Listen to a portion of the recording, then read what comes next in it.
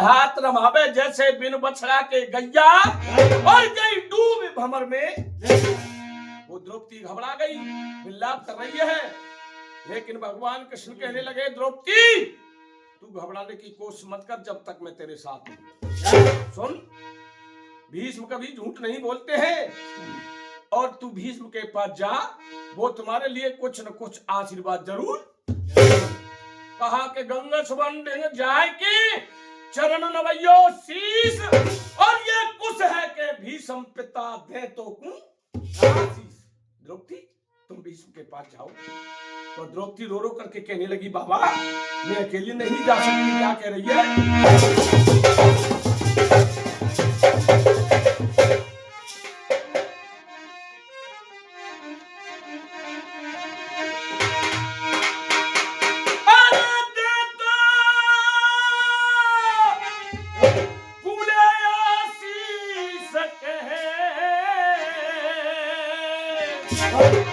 जगदीश मिटे दुख तेरा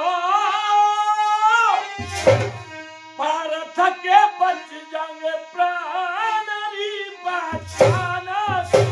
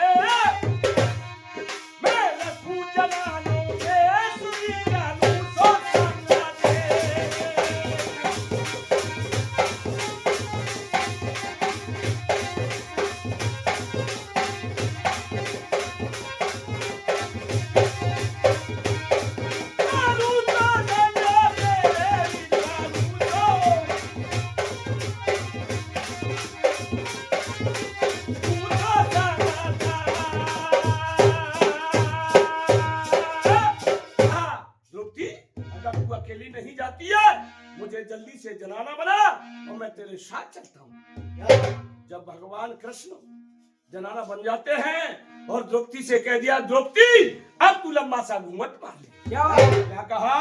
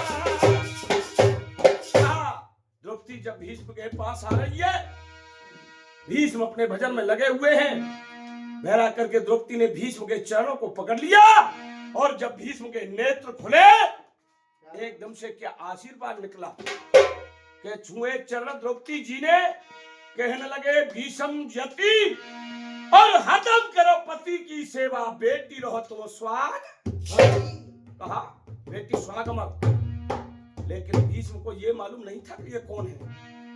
भगवान कृष्ण कोट में छुप गए, द्रौपदी से कह दिया द्रौपदी जाकर के भीष्म के चरणों को पकड़ लो। भीष्म को ये मालूम नहीं था कि ये कौन है। द्रौपदी के लिए आशीर्वाद दे दिया कि बेटी स्वागमर। द्रौपदी कहने लगी बाबा मैं स्वागमर कैसे रह सकती हूँ? क्यों कि कैसे करूं पति की सेवा? बाबा सोच करो मन में, और तुमने करी प्रतिज्ञा भारी मार रहा है पति रंग। जब भीष्म को होश हुआ कि ये तो द्रौपदी है, कहने लगे द्रौपदी मैंने तेरे लिए आशीर्वाद तो दे दिया, लेकिन तू मुझे ये बता दे तुझे यहाँ कौन लाया है? क्या बात? जब तक भगवान कृष्ण निकल करके भीष्म के सामने खड़े हैं, और भीष्म कहने लगे कि धन्य महाराज आपकी माया का किसी ने पार नहीं। रो रो करके वो भीष्म क्या कह रहे हैं?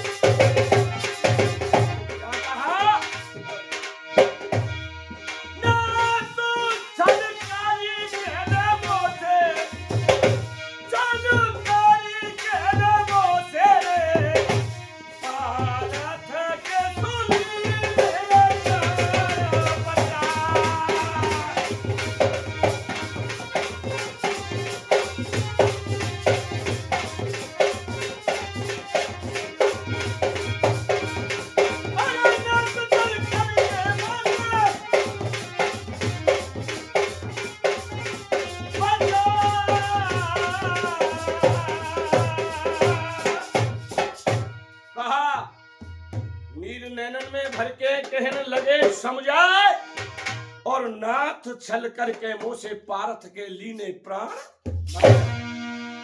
अब वो भीष्म कहने लगे द्रौपदी मैंने तेरे लिए आशीर्वाद तो दे दिया, अब तू अर्जुन से जाकर के जवाब देना, जब वो रणभूमि के अंदर युद्ध लड़ने के लिए आए तो किस तरीके से आए?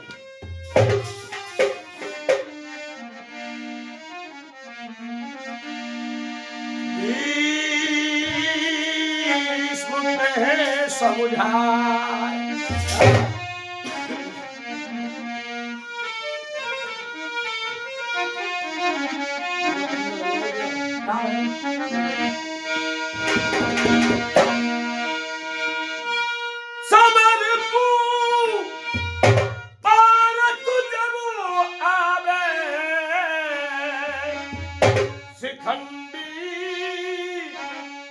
संग में